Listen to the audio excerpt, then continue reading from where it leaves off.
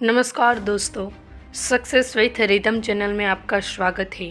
आज मैं आपको एयर इंडिया कंपनी के बारे में बात करने जा रही हूँ। तो आपका ज़्यादा समय बर्बाद न करके हम इस वीडियो को शुरू करते हैं।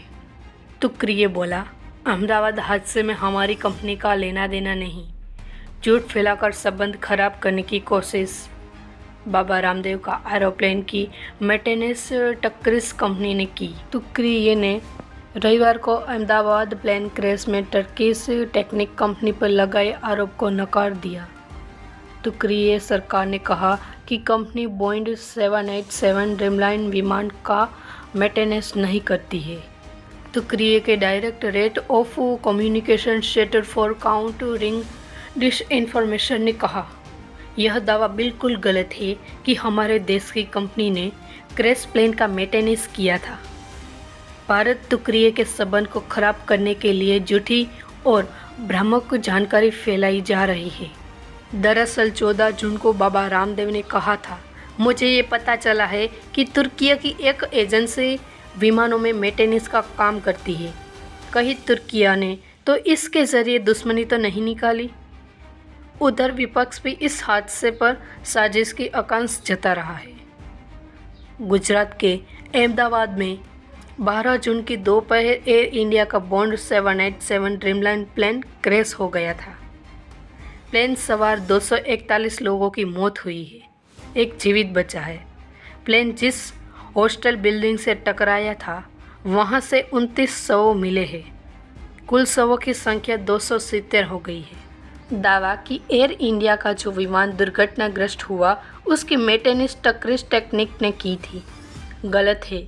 यह तुक्रिए और भारत के संबंधों को प्रभावित करने के उद्देश्य से फैलाई गई भ्रामक जानकारी है। एयर इंडिया और टक्रिस टेक्निक के बीच 2024 और 2025 में जो एग्रीमेंट हुए थे वे सिर्फ B777 वाइब बॉडी वाले मेंटेनेंस के रखरखाव से जुड़े हैं। जो विमान बोइंग 787 ड्रीमलाइन हादसे का शिकार हुआ वह इस एग्रीमेंट के दायरे में नहीं आता।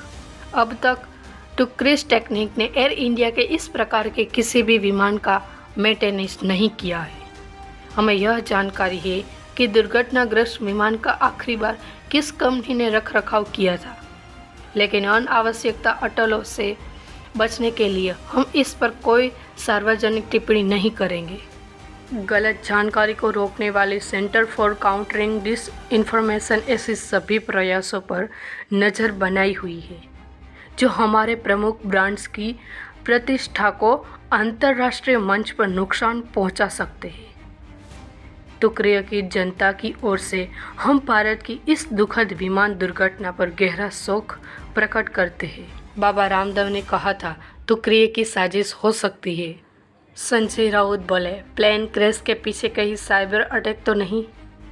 शिवसेना के सांसद संजय राउत ने 14 जून को मुंबई में एक प्रेस कॉन्फ्रेंस में कहा था, दुश्मन देश कई बार भारत के सैन्य प्रतिष्ठानों पर साइबर हमला करने की कोशिश कर चुके हैं। कहीं अहमदाबाद में विमान हादसे के पीछे भी दुश्मन की कोई साजिश तो नहीं है। उन्होंने कहा था कि मुमकिन है कि किसी दुश्मन देश ने विमान के सिस्टम पर साइबर हमला करके इस हादसे को अंजाम दिया है। उन्होंने कहा, मैं एक्सपर्ट नहीं हूँ, मगर अहमदाबाद में जिस तरह से विमान उड़ान के 30 सेकंड में ही क्रैश हो गया उस पर सवाल उठना स्वाभाविक है।